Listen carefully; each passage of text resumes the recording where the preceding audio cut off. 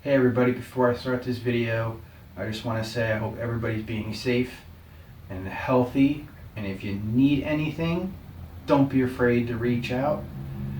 Now before I start this video, I just want to say that this was filmed almost about a month to a month and a half ago, before social distancing, wearing masks, and living like a hermit was cool.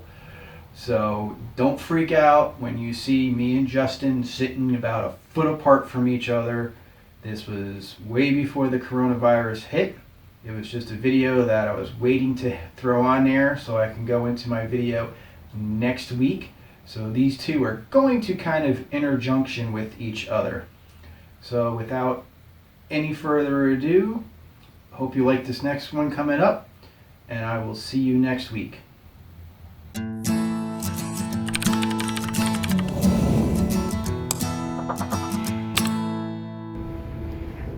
Hey everybody, how you doing? Welcome back to my channel. I'm back with Justin Freedman from Northpointe Bank.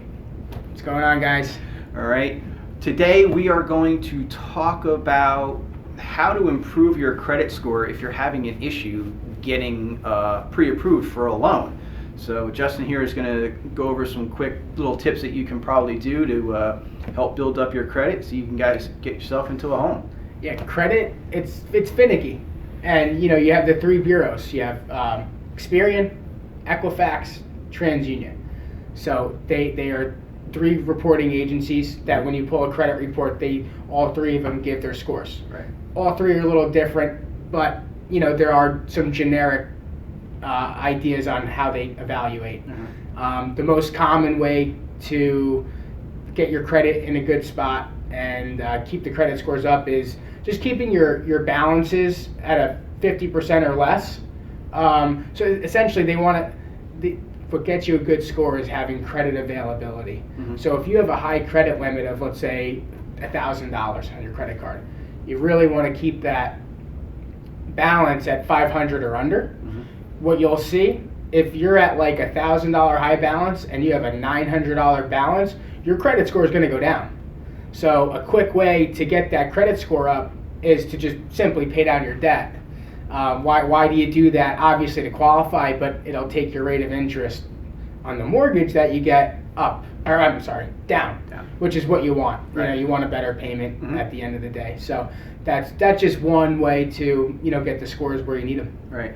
Now I know a lot of people use like Credit Karma and Credit Sesame. How close in conjunction to the other three tough factors are there? Yeah, that's a tough question for me to answer. I mean, essentially what those consumer credit agencies are and those consumer scores that you see, they're non-filtered scores. Okay. So if you're somebody that doesn't have like a lot of credit history and you're new to taking out credit cards and loans, chances are that score is probably going to be pretty accurate. Okay. But if you're somebody that has 30 years of up and down, different credit cards, mortgages, car notes, it's just not a filtered score. Right. So you could see 710, but all of a sudden you're really 630. Right. So it's a tough question to answer, but that's kind of the best way I can.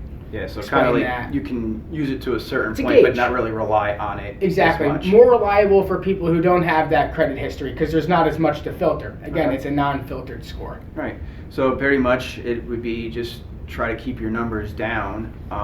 Yeah. And I think another thing that you would agree with me on, I've always been beaten in my head since I've gotten into real estate, is if you do find somebody that is purchasing a home and they're getting a mortgage, not to open or buy or do anything else with some type of credit, because that could hurt the loan in the end. Unless you're advised by like the loan officer, you don't want to be opening up new lines of credit, new forms of credit, or extending the current cards that you have. Right, because in turn that could actually hurt you to where you're not able to get the loan. Right. Or change things. Either hurt you where you don't get the loan, or you're expecting one thing, and now that your FICO scores are different, you're getting another. Right. And that never is good. So, well, thank you for your time. Yeah, of course. Again, I will put his information up either down below or at the end of the video, and if you have any questions, you can reach out to him. He's a great guy. I've been working with him for many, many years now. So hope to see you guys back here again next week. If you haven't, click on that button down below to subscribe. Take care and have a good week.